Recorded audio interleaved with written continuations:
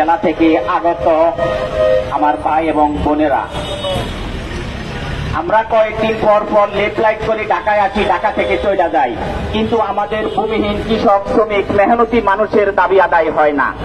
বাংলাদেশের সংবিধানের 7-1 বলা আছে রাষ্ট্রের মালিক জনগণ। আমরা মনে করতেছি এটা হচ্ছে একটা ধোঁকাবাজি কথা।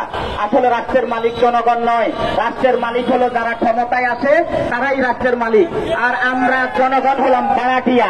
সেই জন্যই আমরা কয়েকদিন পর পর আমাদের দাওয়াই দাওয়া নিয়ে সেই টেকনাফ থেকে, তেঁতুলিয়া থেকে ঢাকায় আসি, কিন্তু এই রাষ্ট্রে যারা দায়িত্বে আছে তারা আমাদের দাবি দাওয়াগুলো মেনে নেয় না।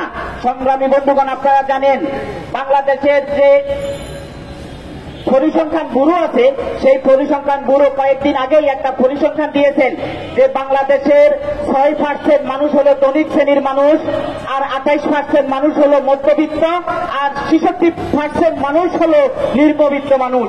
কিন্তু আমরা দেখেছি যে এই যুগ যুগ ধরে বাংলাদেশের সেই 6% লোকেরাই তারা এমপি হয়, মন্ত্রী হয়, চেয়ারম্যান হয়, তারা এই দেশটা শাসন করে, দেশটা লুটে ফুটে খায়। আর যে 28% মধ্যবিত্ত, এরাই সবচেয়ে বড় হারামজাদা। এরা এই 6% দালালি করে আমাদের 66% মানুষকে অধিকার বঞ্চিত করে। তাই আমাদের এই 66% মানুষ যদি আমরা ঐক্যবদ্ধ হই, তাহলে বাংলাদেশের কোনো শক্তি নাই আমাদেরকে অধিকার বঞ্চিত করবে। তাই আমাদেরকে আমাদের ন্যায্য যৌক্তিক দাবি আদায় করতে হবে।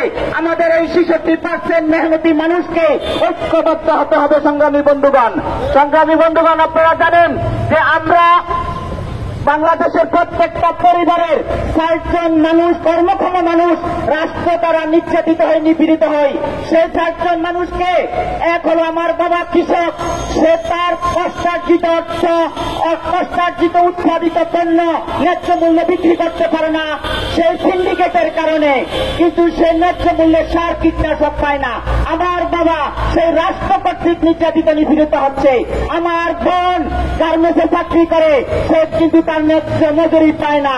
আমার আরেক বোন দেশের টাকা সচল রাখার জন্য বিদেশে যায়, সেখানেও তারা নির্যাতিত, নিপীড়িত হয়। আমার আরেক ভাই চাকরির জন্য দেশে দেশে ঘুরে, কিন্তু ঘুষের কারণে চাকরি পায় না। সংগ্রামী বন্ধুগণ, এইভাবে রাষ্ট্র আমাদেরকে নির্যাতিত, নিপীড়িত চালিয়ে যাচ্ছে দীর্ঘদিন।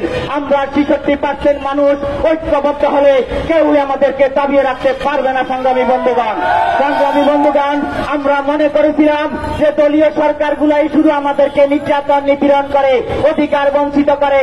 আমরা মনে করেছিলাম যে এই দেশে যদি একটা নির্দলীয় নিরপেক্ষ তত্ত্বাবধায়ক সরকার আছে, তাহলে আমাদের খেটে খাওয়া গরিব মেহনতি মানুষের অন্তত মুক্তি হবে। কিন্তু দুর্ভাগ্যের বিষয়, বাংলাদেশের যিনি শান্তিতে নোবেল পুরস্কার পেয়েছেন, তিনি এখন বাংলাদেশের রাষ্ট্রের প্রধান, কিন্তু গত 11 মাস যাবৎ বাংলাদেশের কোন জায়গায় শান্তি আছে কিনা আপনারাই বলেন। বাংলাদেশের কোন জায়গায় শান্তি নাই। যারা ওনাকে শান্তিতে নোবেল পুরস্কার দিতে, এখন তারাও লজ্জিত যে কোন লোকের শান্তিতে নোবেল দিলাম।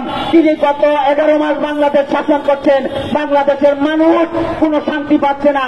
প্রত্যেকটা জায়গায় লুণ্ঠন, অরাজকতা, কোন মানুষের জান মালের নিরাপত্তা নাই, নারীদের কোন ইজ্জতের নিরাপত্তা নাই। প্রত্যেকটা জায়গায় এখন একটা ভীতিকর অবস্থা বিরাজ করছে। সম্মানিত বন্ধুগণ, আমরা মনে করেছিলাম যে আমাদের প্রধান উপদেষ্টা, তার আন্তর্জাতিকতা আছে, তিনি আমাদের দেশের লক্ষ লক্ষ শ্রমিককে বিদেশে পাঠিয়ে কর্মসংস্থানের ব্যবস্থা করবেন। কিন্তু দুর্ভাগ্যের বিষয়, গত 11 মাসে আরো 30 লক্ষ মানুষ আমরা বেকার হয়েছি। মিল, ইন্ডাস্ট্রি, কারখানা সবগুলা বন্ধ হয়ে গেছে, কিন্তু তিনি তো আমাদের জন্য কোন কর্মসংস্থানের ব্যবস্থা করতে পারেন নাই। তাই এই জনগণ এখন আর এই অন্তর্বর্তী সরকারকে চাচ্ছে না। জনগণ চাচ্ছে যে এই দেশে একটা যেন নির্বাচিত সরকার হয়, অন্তর্নির্বাচিত সরকার, অন্তত এই লুটেরা সরকার থেকে অন্তত কিছুটা হলো তাদের দায়বদ্ধতা থাকে। তাই সম্মানিত বন্ধুগণ, আমরা আমাদের দাবি আদায়ের জন্য আমরা কাউকে কাতুকুতু দিয়ে পৃথিবীতে কোন দাবি আদায় হয় নাই। দাবি আদায় করতে হলে রাজপথ থেকে দুর্নীতিবাজদের চোখে চোখ রেখে দাবি আদায় করতে হয়। সেই দাবি আদায়ের সংগ্রামে আপনাদেরকে আহ্বান জানিয়ে আমি আমার কথা শেষ করছি। সবাইকে ধন্যবাদ।